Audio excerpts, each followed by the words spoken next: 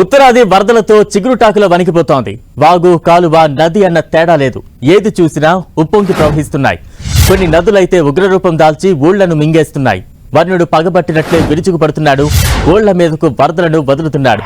వరద బీభత్సానికి కొండ చర్యలు విరిగిపడుతున్నాయి. వందనలు కొట్టుకుపోతున్నాయి. చూస్తుండగానే సర్వం నాశనమవుతున్నాయి.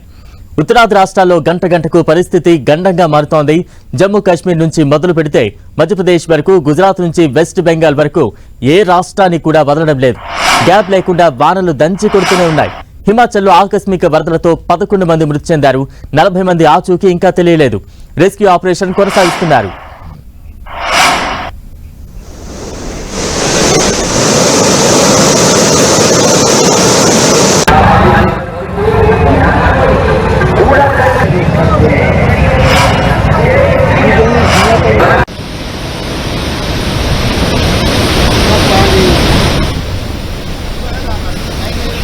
ఉత్తరాది రాష్ట్రాల్లో వరద బీభత్సం కొనసాగుతోంది. ఏ ఊరు చూసినా, ఏ వాడ చూసినా భారీ వర్షాలతో, అకాల వర్షాలతో భారీ వరదలు ముంచెత్తుతున్న దృశ్యాలు మనం చూస్తూ ఉన్నాం. నదేదో ఊరేదో అర్థం కాని విధంగా ప్రతి గ్రామాన్ని, నదీ పరివాహక ప్రాంతాలను వరద నీరు చుట్టుముడుతున్న దృశ్యాలు చూస్తూ ఉన్నాం. నీరు ఉప్పొంగుతున్న దృశ్యాలు ప్రస్తుతం మనం స్క్రీన్ మీద చూస్తూ ఉన్నాం. హిమాచల్ ప్రదేశ్లో కొంత శాంతించారు వరుణుడు. అయితే వరదలు అయితే కొంత తీవ్ర ఇబ్బందులకు గురి చేస్తూ ఉన్నాయి. వరదలతో అయితే ప్రస్తుతం ఉత్తరాది రాష్ట్రాలు వణికిపోతున్న సందర్భాన్ని మనం చూస్తూ ఉన్నాం. ఎక్కడికక్కడ సహాయక కార్యక్రమాలు హుటాహుటిన చేపడుతున్నారు. మరోవైపు ఇప్పటి వరకు 11 మంది మృతి చెందినట్టు తెలుస్తూ ఉండగా 40 మంది ఆచూకీ ఇంకా గల్లంతైనట్టు తెలుస్తోంది. నదులు, వాగులు ఉగ్రరూపం దాల్చడంతో కొండ చర్యలు విరిగిపడిన దృశ్యాలు ఒకవైపు చూస్తూ ఉన్నాం. మరోవైపు సమీప ప్రాంతాలు అంటే నదీ పరివాహక ప్రాంతాలన్నీ కూడా నదితో నిండిపోయిన సందర్భాన్ని మనం చూస్తూ ఉన్నాం. అంటే ఒక రకంగా చెప్పాలంటే నది ఏదో ఊరేదో అర్థం కాని విధంగా రోడ్లు ఏవి కూడా కనబడకుండా మొత్తం నదీమ తల్లి ఆక్యుపై చేసిన సందర్భాన్ని మనం చూస్తూ ఉన్నాం. దీంతో సహాయక చర్యలైతే ముమ్మరంగా సాగుతూ ఉన్నాయి.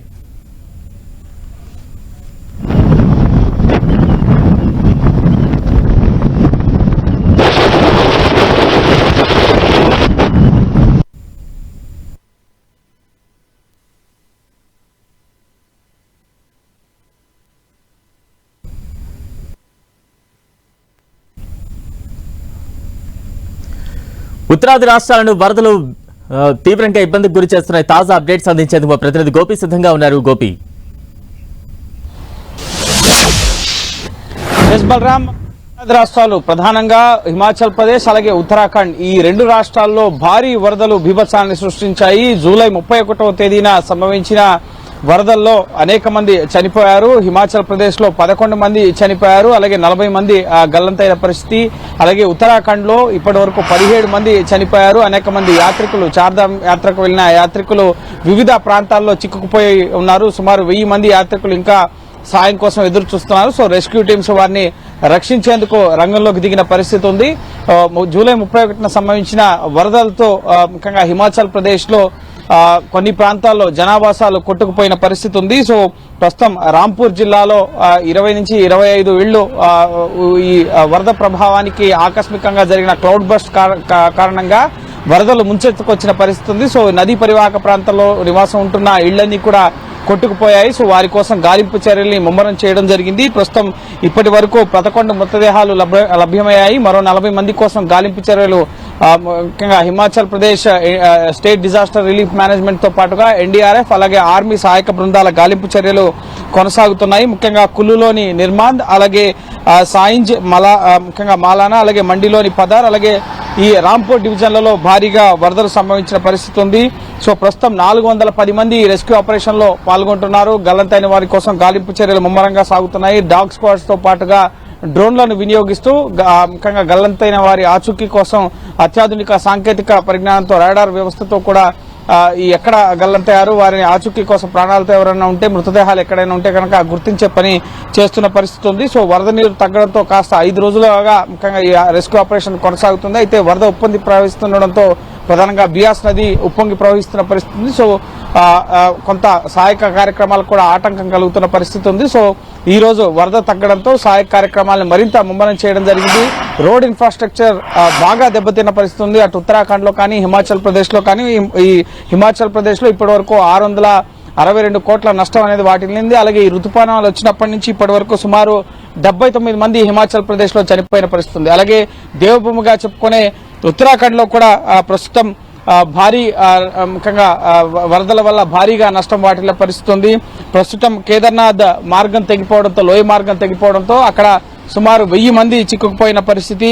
మందాకిని నది వరద ప్రవాహానికి ఇటు కేదార్నాథ్ అలాగే గౌరీకుండ్ మధ్య ఉన్న ట్రెక్ మార్గం ఏదైతే ఉందో లోయ మార్గం, సో ఆ లోయ మార్గం 20 నుంచి 25 మీటర్ల మేర తెగిపోయిన పరిస్థితి. ప్రస్తుతం ఆర్మీ అక్కడ తాత్కాలిక వంతెనను నిర్మించి సహాయక కార్యక్రమాలని ముమ్మరం చేసిన పరిస్థితి. ఇప్పటికే ఈ చార్ధామ్ యాత్రలో చిక్కుకున్న 9000 మంది యాత్రికుల్ని సురక్షిత ప్రాంతాలకి సహాయక బృందాలు తరలించడం జరిగింది. అలాగే మరో 1000 మంది యాత్రికులు చిక్కుకున్నారు. కేదార్నాథ్, గౌరీకుండ్ అలాగే సోన్ ప్రయాగ్ ఈ ప్రాంతాల్లో ఈ 1000 మంది కూడా చిక్కుకున్నారు. సో ఈ వర్షాలు ముఖ్యంగా ఆగస్టు 9 వరకు కూడా ఉత్తరాఖండ్ కి భారీ వర్ష సూచన ఉంది. సో ఈ వర్షాలు తగ్గితే కనుక వెనువెంటనే వారందరినీ కూడా సురక్షిత ప్రాంతాలకు తరలించేందుకు అన్ని రకాల ఏర్పాట్లు కూడా చేస్తున్న పరిస్థితి ఉంది. అలాగే ఉత్తరాఖండ్ ముఖ్యమంత్రి పుష్కర్ సింగ్ ధామీ కూడా కేంద్ర రోడ్డు రవాణా శాఖ మంత్రి నితిన్ గడ్కరీతో మాట్లాడడం జరిగింది. రోడ్లు పూర్తిగా దెబ్బతిన్న పరిస్థితి ఉంది. యాత్రికులు ఎక్కడికక్కడ చిక్కుకుపోయిన పరిస్థితి. హెలికాప్టర్ల ద్వారా ఆర్మీ ముఖ్యంగా ఇండియన్ ఎయిర్ ఫోర్స్ వాయు మార్గంలో ముఖ్యంగా వారందరినీ కూడా సురక్షిత ప్రాంతాలకు తరలిస్తున్నారు. సో ప్రస్తుతం అయితే ముఖ్యంగా బింబాలి సమీపంలో కొండ చర్యలు విరిగిపడడంతో కొన్ని రోడ్లు కూడా దెబ్బతిన్న పరిస్థితి ఉంది. చినూక్ హెలికాప్టర్లు అలాగే MI-17 హెలికాప్టర్లతో ఎవరైతే యాత్రికులు చిక్కుకున్నారో వారందరినీ కూడా సురక్షిత ప్రాంతాలకి సహాయక శిబిరాలకి ముఖ్యంగా తరలిస్తున్నారు.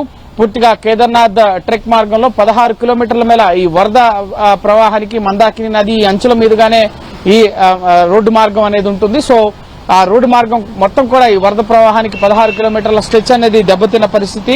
ప్రస్తుతం సోన్ ప్రయాగ్, గౌరీకుండ్ మధ్య ఈ మార్గం దెబ్బతినడంతో కొంత సహాయక చర్యలకు ఆటంకం ఏర్పడుతున్న పరిస్థితి ఉంది. అలాగే యాత్రికుల్ని సురక్షితంగా త్వరగా ఈ రెస్క్యూ ఆపరేషన్ పూర్తి చేసేందుకు తాత్కాలిక వంతెనలను నిర్మించి ఆర్మీ సహాయక కార్యక్రమాలను కొనసాగిస్తున్న పరిస్థితి. పూర్తిగా హిమాచల్ ప్రదేశ్ అలాగే ఉత్తరాఖండ్ ఈ 2 రాష్ట్రాల్లో కూడా ఈ వరద ప్రభావం అలాగే భారీ వర్షాల కారణంగా ప్రజలు అలాగే అక్కడున్న స్థానికులతో పాటుగా యాత్రికులు కూడా తీవ్ర ఇబ్బందులు పడుతున్న పరిస్థితి. ప్రస్తుతం తాత్కాలికంగా చార్ధామ్ యాత్రను నిలిపివేశారు.